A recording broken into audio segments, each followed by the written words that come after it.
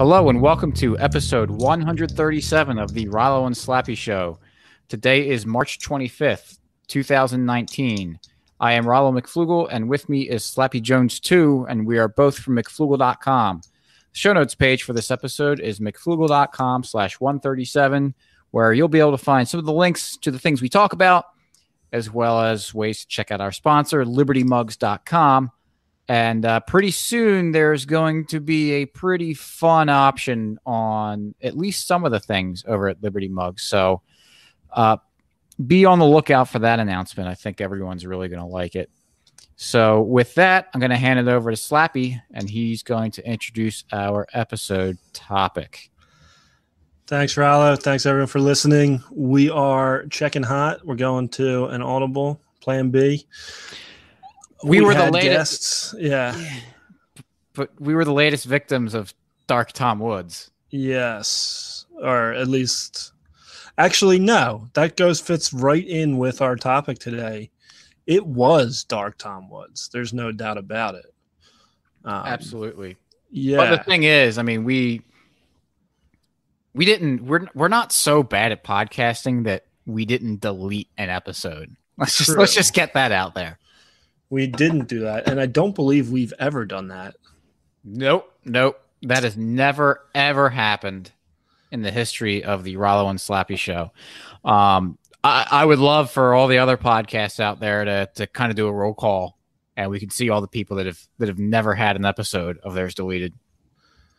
Yeah, I think that maybe we should get that going. Yeah.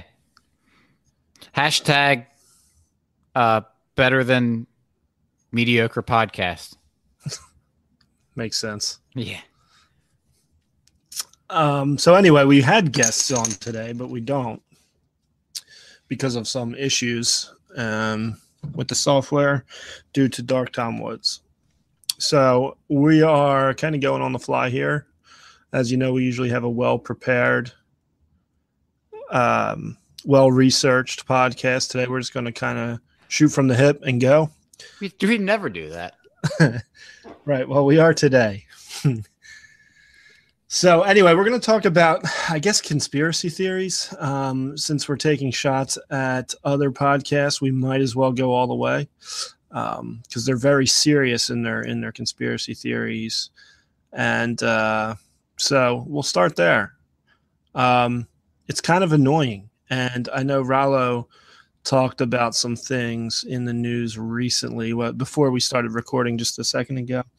And the explanation is immediately false flag, which is, it can be frustrating. So, Rollo, you were mentioning something about Sandy Hook. Yeah, and before we get started, we're not talking about, having fun with conspiracy theories, or if you find them interesting and you pursue them, that's fine. Yeah, this is obvious. Wait, this is obviously not a shot at Friends Against Government. We love their podcast. Obviously, no, we're taking hot shots at them. Oh, we are. Okay, yeah. No, we're back to taking. We're just talking about everybody but them. Everybody else but them. Like that, if you find conspiracy theories interesting and you want to like research them and look them up, that's fine. Like, well, I do that. Right. Yeah, I think it can be an interesting topic, but when you immediately just like that's your only thing, it's the only possible explanation, right? Or as soon as there's like information that comes out, you immediately jump to like some sort of conspiracy theory or a false flag. It's like, whoa, pump the brakes a little bit. Because there was recent. It just came out today that I saw that I believe it was one of the parents of one of the victims in the Sandy Hook shooting, allegedly committed suicide. And I saw some people responding to it, at least on like social media, with things like, "Oh, allegedly committed suicide," as if to say that he was murdered and it was set up like a suicide. And I don't doubt that has happened in the history of people have committed suicide with 2 shots to the head. Right. You look at things like, alleged suicides tied to the Clinton family, and there's some really fishy stuff. Or there was another person that Well, that dude with the suicide while handcuffed with their hands behind their back in the police car. There was a recent one of those suicides. yeah, girl shot herself in the mouth while handcuffed in police custody. Yeah.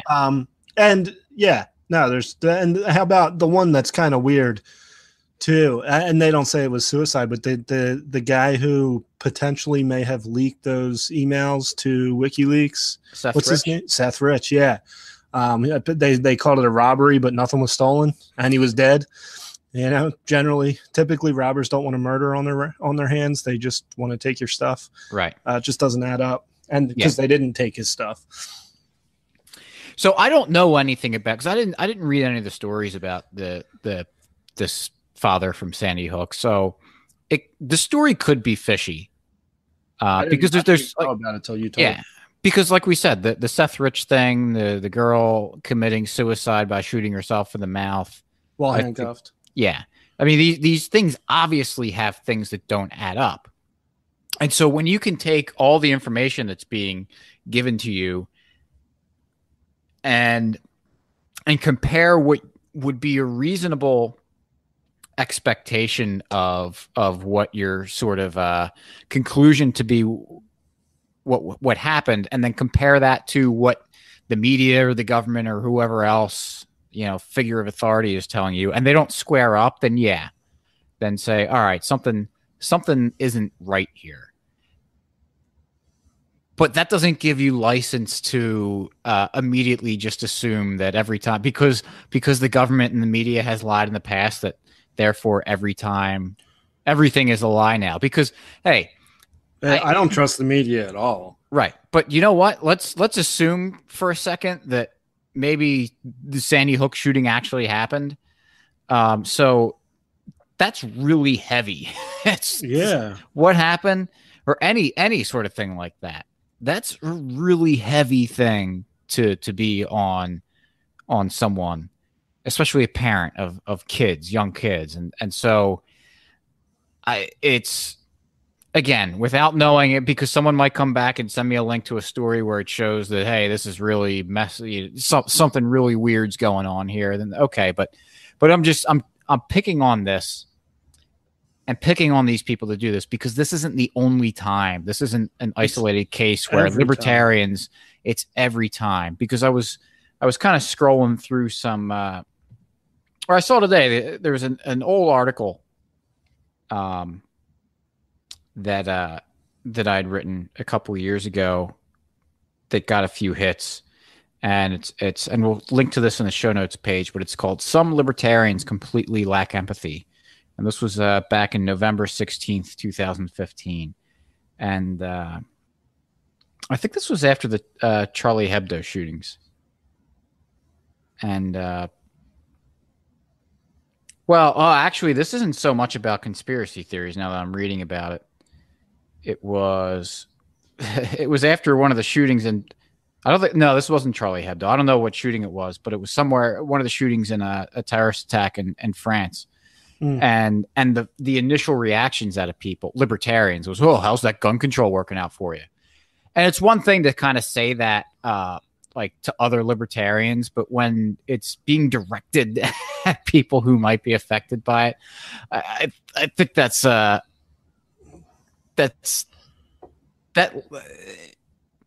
like being autistic 101. I hate kind of using that, accusing people of acting autistic, but I mean, that's the stereotype, that there's no empathy. There's like that that libertarians are just people that live in the basement without any sort of normal human reaction. There's even people that may not be directly affected by this, that you just kind of like chuckle at their misfortune just to score some points about gun control.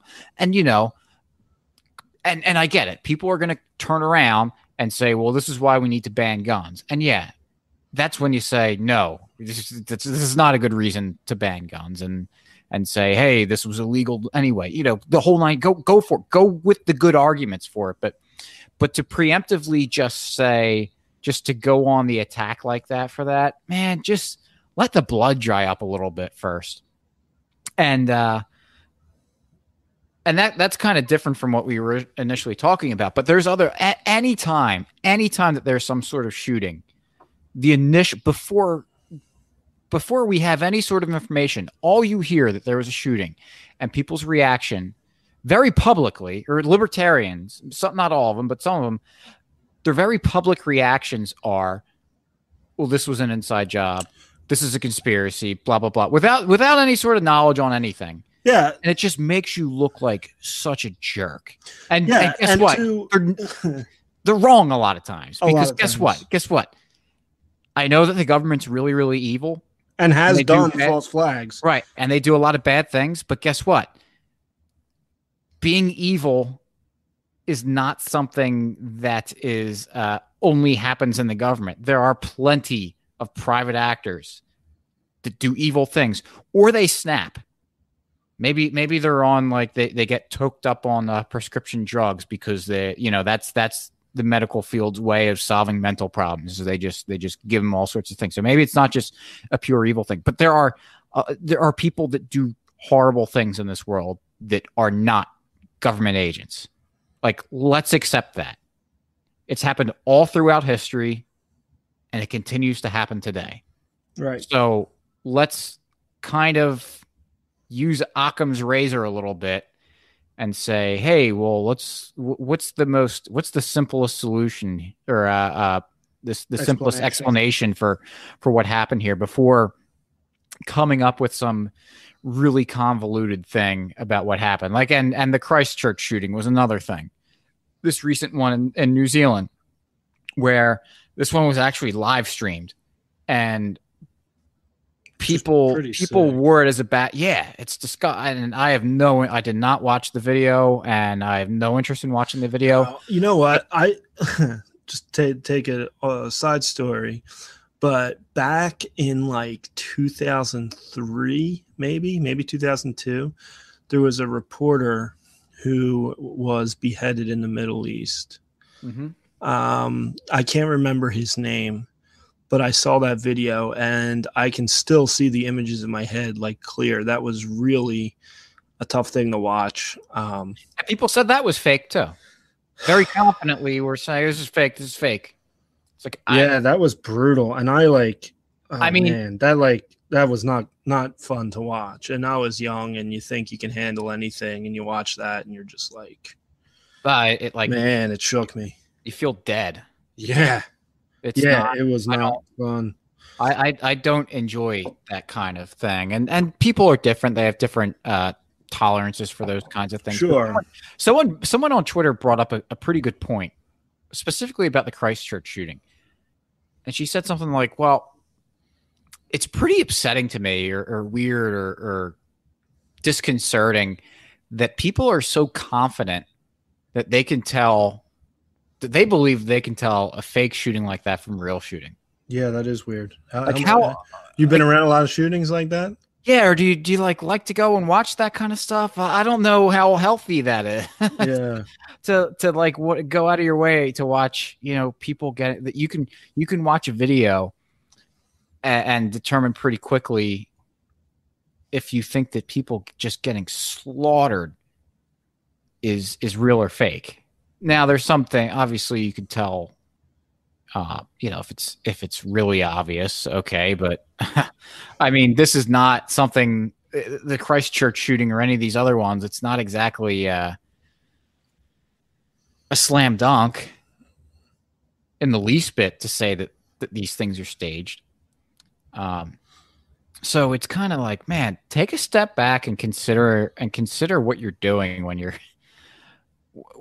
that willing to watch the potential, because even if you don't believe it's real, you're still gonna watch these videos with at least a little bit of an acknowledgement that it could be real, you're gonna look real intently to find where it's not real, and right, like, it's just a little, man, take a step back. You're watching humans just get absolutely carnaged. And that's something that you can, I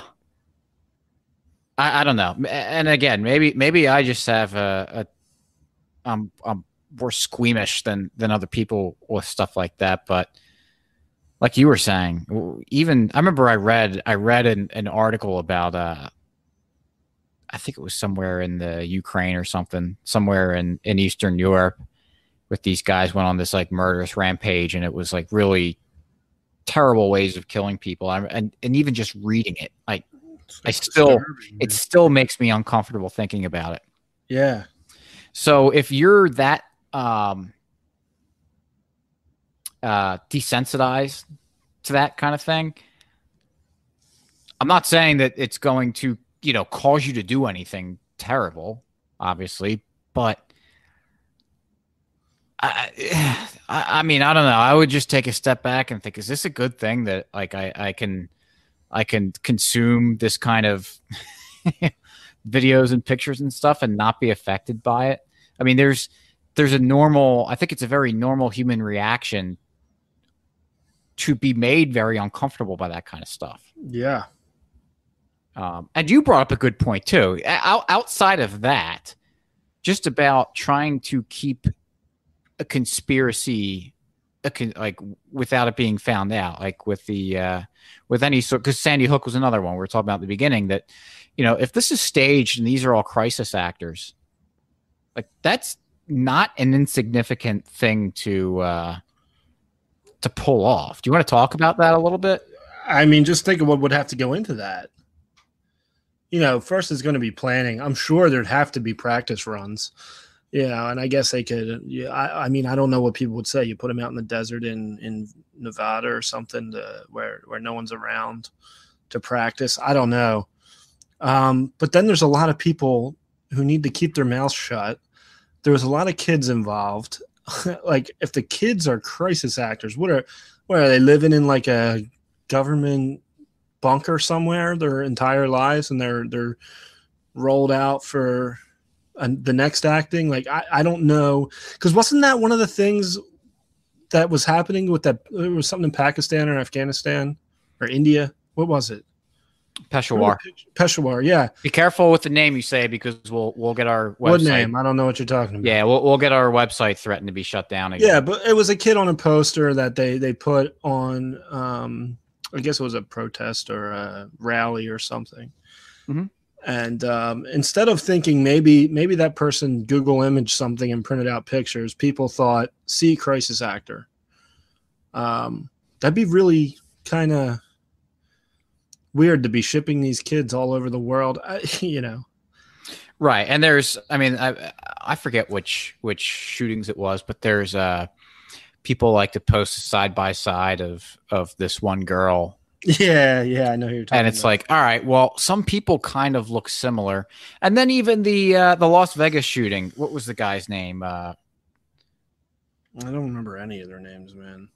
But there was a pic they were trying to show that this there was some weird things about that shooting for sure. Well, they showed a picture of him. Oh, absolutely. It's weird. I mean, there's like some FBI connections with the girlfriend or something. I don't know how strong they are, but there's some, But they showed a picture.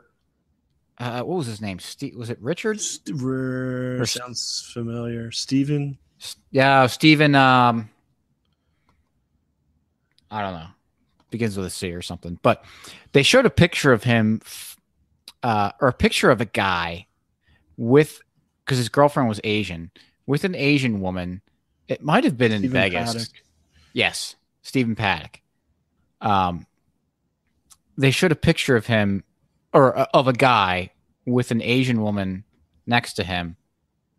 And after the Vegas shooting, and they're saying, well, look, this guy's like still even just hanging around Las Vegas with his girlfriend. And I'm looking at the picture, and it's like, all right, the guy looks like him. Okay. And I'm looking at, because they were showing like even the shirt, he's wearing the same exact shirt in this picture. And I'm looking at the shirt, and it's like, it's not the same shirt. It's like it's a similar looking shirt, but it's a different pattern. And then the girlfriend didn't look anything. I mean, they were both Asian, but distinctly look different. So it's like people are just like going out of their way to just like find whatever they can and just throw it up against the wall. And instead of like actually asking questions and being like, well, what do you think about this? This is definitely a conspiracy. This is definitely him. and without and when anyone pushes back, it's oh, you don't want to know the truth. Instead of being like, oh, okay, well now I see that. Okay. Yeah, no, I kind of maybe I jumped the gun there, and it looks like it, but now that I look at it and you point certain things out, then I can see that I was wrong. And we know anyway that the Vegas shooting was not done by Stephen Paddock. It was done by machine guns mounted on drones, right? You knew that was coming, right? I suspected. Yeah.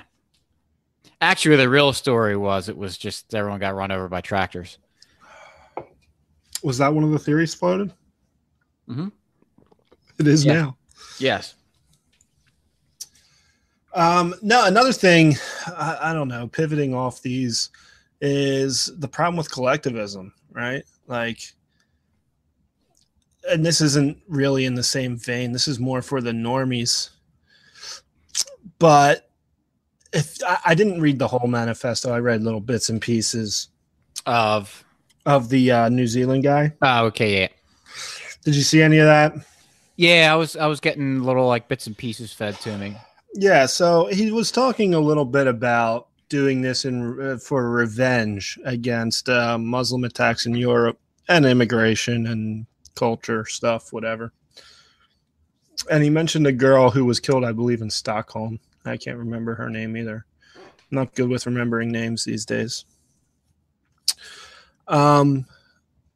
But where I was just going to go with this, and it's nothing that libertarians really have too much an issue with typically, although maybe sometimes, is just what did the Muslims in New Zealand have to do with people killing people in Europe, right? We just assign them a group, and that group is guilty.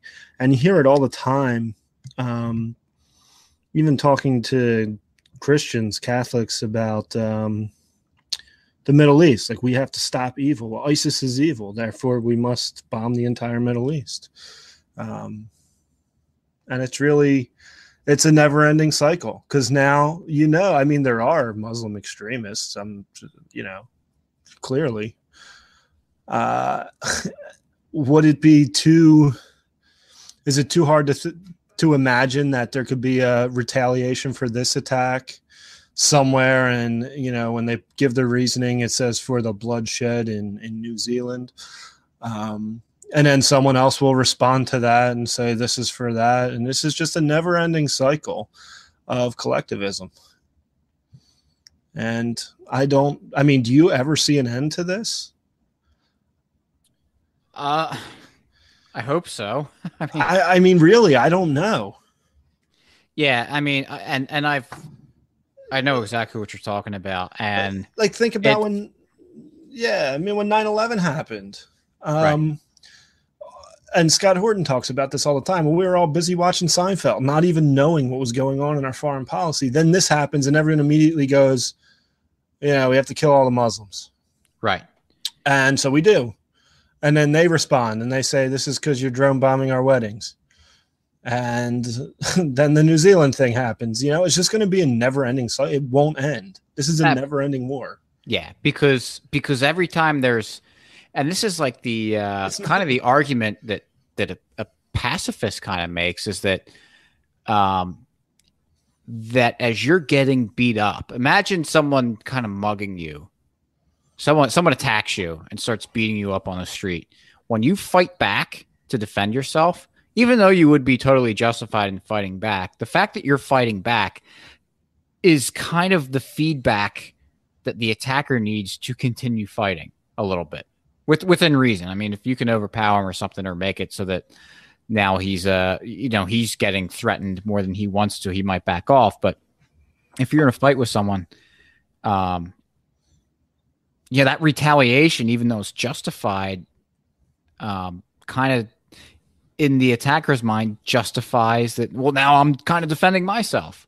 And so it just becomes this cycle. And that's an exaggerated case, because there's clearly someone who's doing wrong and an innocent person there. But I think the same principle applies. And like you said, because people don't even realize what's going on, they just see people that they feel like are on their side get attacked, and they feel like they have to respond against the people that did it, even though they don't even know who these people actually are. Because to say that Muslims the world over are responsible for any given attack is absolutely insane. It's like saying that it's just Muslims would be like saying that uh, like the Catholic Church is the same as Calvinists, who are the same as the Westboro Baptist Church, because being a Muslim is not a monolithic thing. There are many, many, many sects of Islam, and it just really shows a lot of ignorance to act like, one Muslim represents all Muslims, or one Muslim's belief represents all Muslims' beliefs. And that being said, like, I'm sure there's people in the Middle East who do the same thing to us. Absolutely. Like, that's just a. Well, even among Americans, when they try to talk about Christianity, your average person that's not keyed into Christianity doesn't understand a lot of difference between like a Catholic and maybe an Episcopalian, whatever, or whatever it is. And so, like what you were saying, it's this never-ending cycle of violence. Is that eventually, because it's innocent people getting involved in all of this stuff. Every time there's a different attack, there's innocent people getting hit, and then that makes people say, well, we have to strike back. And so, like you're saying, it's just this never-ending vicious cycle of just of grabbing, and it grabs more innocent people each time it does it. But eventually, someone's going to have to, and this is what's so difficult, because it's not just one person, it's a lot of people. Someone's going to have to just take it on the chin and then say, that's it. And look, we can even say, like, because we talked about, did we talk about justice last week? I think so. Yeah, we were talking about capital punishment, right? And justice, and people talk about the importance of justice and how you can't allow this evil to happen. And I hear that, like, I understand that train of thought. Like, if we just let this go unpunished, then people think it's okay. But I don't know. Sometimes peace is better than justice. And if you think after 9/11 who knows? We don't know what would have happened, right? There's no way to tell.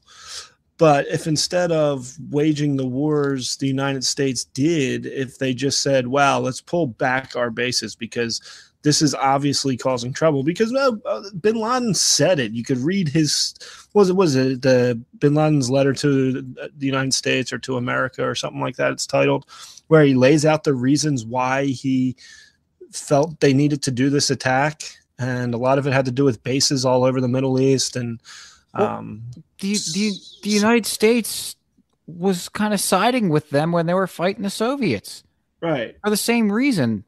I just watched Rambo 3 this weekend, and there were like several points in the movie because Rambo and some Americans were fighting on the sides of these the Mujahideen out there that were fighting the Soviets, and the Soviets were the bad guys. And there's even a line where the one Rambo's superior said to the Russian that had him a captive, he's like, these people don't want you in their land. Like, you're fight. I forget what his little monologue was, but it was exactly what we always talk about, is that get out of these people's business and stop killing them, and maybe you'll find peace that way. But hey, you're on their turf, and they're going to get pissed off about it. Just like people that when they attacked the World Trade Center and stuff, that you attacked their turf. So yeah, that's like kicking a hornet's nest. Yeah. We're all people, right? We're all people, and we all like, we all have the same the same things motivate us at the end of the day. There's nothing that's like, because someone's an Arab that lives in the Middle East compared to a white guy Christian in Montana or something. Like, there's not enough difference in human beings that makes us tick different. Yeah, there's certainly cultural differences, Right. and But at the end of the day, that's all we want to eat, the we want to genetics. provide for our family. Yeah, Yeah, the genetic and the triggers and the instincts are all the same, basically. yeah. So So it's just the way a lot of Americans felt on 9/11 is how they feel when they get bombed. And if someone killed my entire family, which happens, it doesn't get a lot of news play, obviously, because it's happening fairly often. But I remember a story, maybe it was a year ago, that there was a sniper on the roof, and then they drone bombed the entire neighborhood and killed like 150 people, 120, 150 people to get this sniper. And the sniper was probably a bad guy, a sure. terrorist. But then they took out an entire neighborhood. Now, if I'm at work or whatever, out in the field, whatever they're doing, and I come home and my house is leveled, I mean, how am I going to feel? Yeah. Oh well, there's one bad guy in the neighborhood, and we may or may not have gotten him. So you should understand. Yeah, and I think it was even one of the generals said every time we kill one, we create 10 more. Yeah. So they know this isn't like a mystery. We just and really, if the American public changed their stance, I do think they would pull out. Just like when Obama was president and wanted to bomb Syria, people really did not want to do that, Mm-hmm. and it stopped it. So until people wake up, and I hate saying that, like I have some inside information, but really, man, if people just like realized what was going on and made a big deal about it, it could stop. And I do think if the United States pulled back and closed down these bases and got out of there, that's probably one quick way to end this thing within a generation anyway. The kids, the people whose lives are destroyed, they've been displaced or their neighborhood is destroyed, they're not going to get over it most likely, but their kids will, because they'll grow up wherever. Now, this is assuming that the United States pulled back all their troops and closed bases down, but they're not going to do that, and that's why it's going to continue forever, and because they're going to continue to respond, and people here are going to get pissed off and respond back. Yeah, I mean, I do have hope for the future that I don't think it will continue forever, because it will get I mean, I talk about it all the time with Bitcoin, and Bitcoin That's the hope. Yeah, it makes it very expensive for people to try to do stuff like that. Yeah, that's the hope, and that's really important, and one of the reasons I think we should get behind Bitcoin and get this thing going as quick as possible. Because if the government wants to continue these wars, if we live in a society where Bitcoin is money, is global money, and the government wants to have these endless wars, they can't just print money anymore. And if you want some just historical, somewhat evidence, maybe, is when the Federal Reserve, what was that, 1913? I think so. What has happened ever since then nonstop? Before that, wars used to be a couple years, sometimes 6 months. Right. Now we have the ability, the United States has the ability to wage an endless war because they can print the money. They don't have to get the money. And in order for them to not only just, they'd have to more directly tax people, but it would be like with Bitcoin, because you actually, can control your money and not have to put it in a bank and stuff, who the bank will probably just, bend over for the government when they tell them to do something. The government actually has to extract it from individuals at that point. So it's a much more personal thing of, hey, they're taking my money to do something that I don't really like. So at that point, that's when it's very difficult for them to do it with people accepting it, and it becomes a lot more difficult for them to do anything. Right. Not to mention how expensive it becomes. Right. Yeah, exactly. They can't print Bitcoin.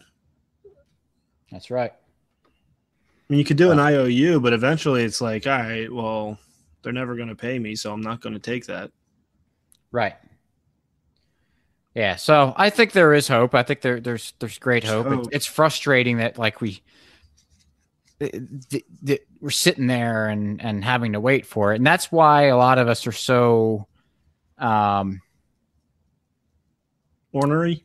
Yeah, about people that spread things that delay Bitcoin's adoption and promote bad economics, because I mean people's lives are literally at stake. Yeah. So the quicker that we can get to a government hard sound money, the better it is, not only for us, but also right. And that really shows the power of the market, is that, people like the people that want to hodl Bitcoin and are Bitcoin maximalists just do it because they want to pump whatever they have to get. Yeah, that could be part of it, but it also has a lot of like great externalities outside of that. So it's really kind of a win-win. Yeah, I'm on board. Which makes it all the more powerful. It's normally see when good behavior begets other good things, much like bad behavior also creates other problems around you. So it's not just, if you have if you have a bad diet, not only are you probably going to be malnourished, you're not going to have, and with malnourishment comes lack of energy. You might gain weight. You might lose weight and be light, unhealthily. But even things like your complexion of your skin isn't good. Your hair isn't healthy. There's all sorts of all these other problems that come with that. Whereas if you're eating well, you have more energy to be more active. So it like, these things don't happen in vacuums, and we can look at things and they're very comparable across all sorts of things. So, there's always side benefits to things. Mm-hmm. So, and side negatives sure to bad things. So, I don't know. We kind of went off topic from what we're originally talking about, but I think it's a good thing. I think what you bringing this up is a good thing to talk about, because it is frustrating and it's awful, and I think that is something that all libertarians can kind of agree with, that the wars that are being waged are just unbelievably awful for a lot of people.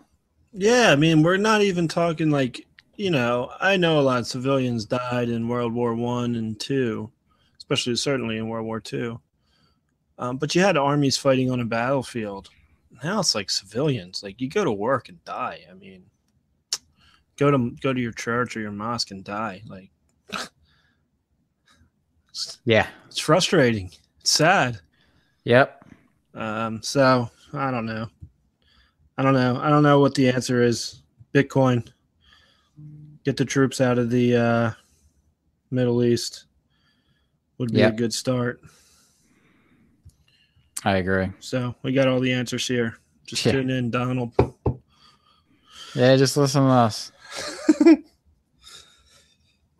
All right. What's your free market story? You got one? Yeah. Tell the story of tonight. Yeah, let's talk about that a little bit. So we're gonna have some guests on, and it didn't work out because of some technical issues. And we'll get them on again soon, so don't worry about that. I think we're going to have a blast doing this episode. But, we're trying other things, and there's we use Google Hangouts normally to record these episodes. And we talk about it all the time, that it's amazing that we can do this for free, that we can have a video conference if we wanted. We just do audio, but we can have video, pretty good quality video of each other while we're doing this, and it's absolutely fantastic. Even a couple of years ago, this wouldn't have been all that possible, but there's other services out there too that can do the same thing.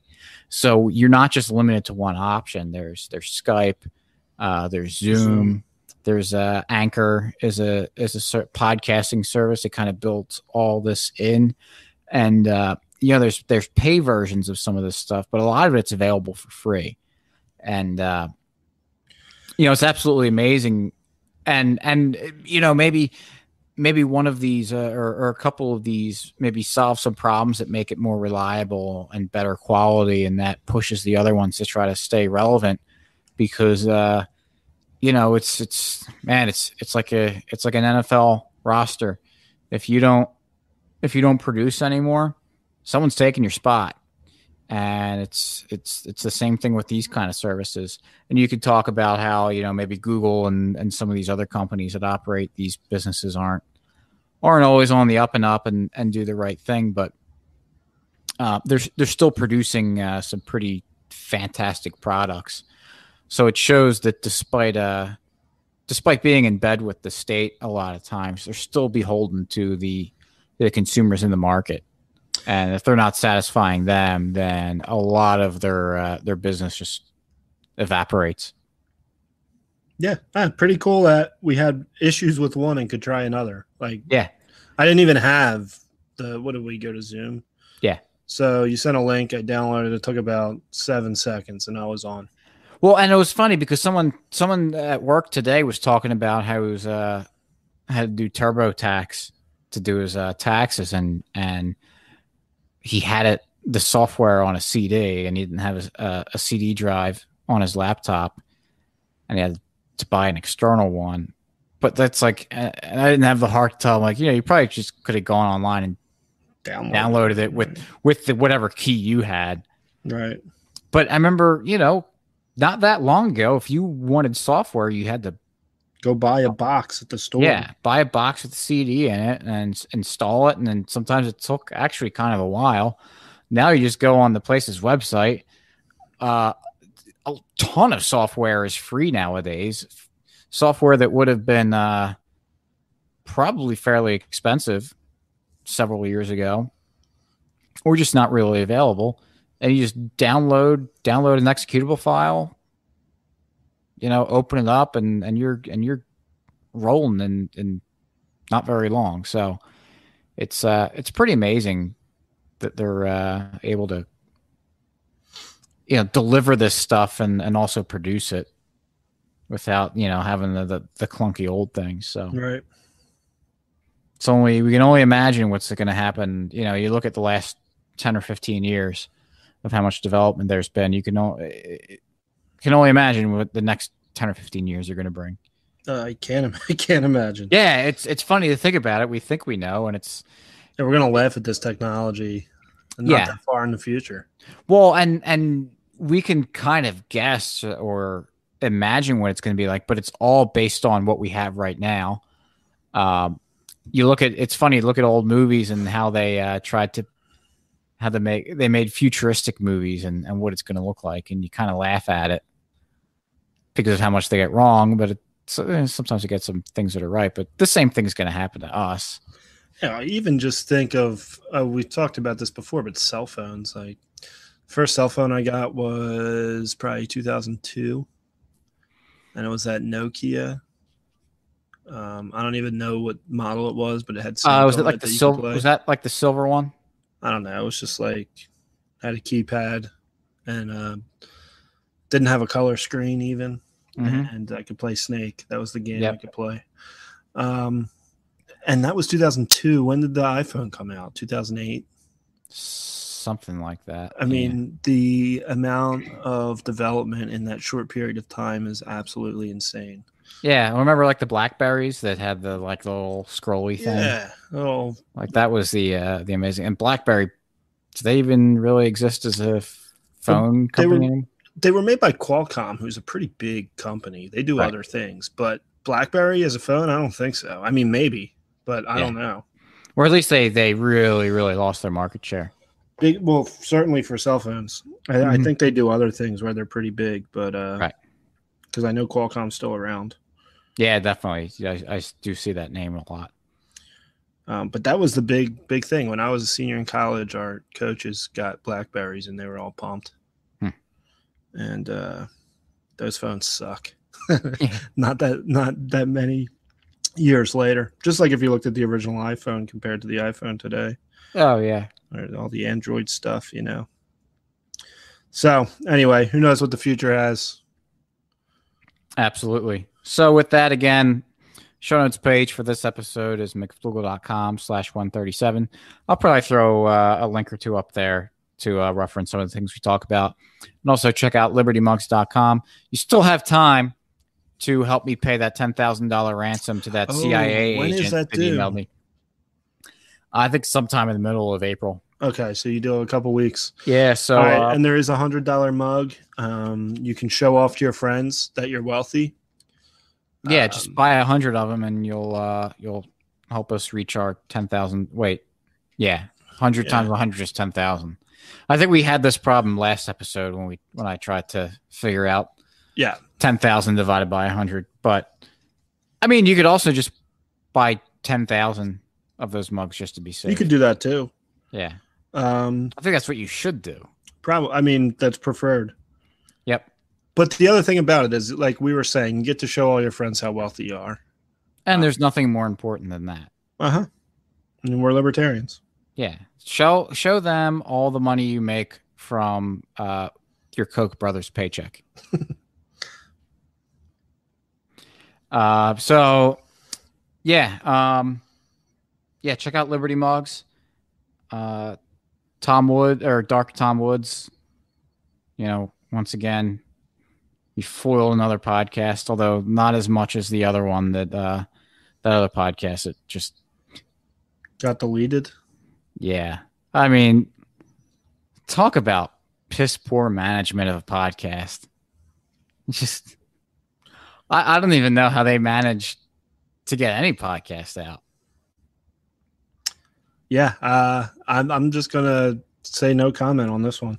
Yeah, I mean, it makes sense based on the content that usually gets out there. So from them.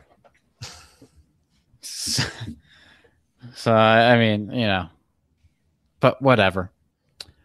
It's cute what they do. All right. All right, everyone. Thanks for listening. We'll catch you next week. Peace.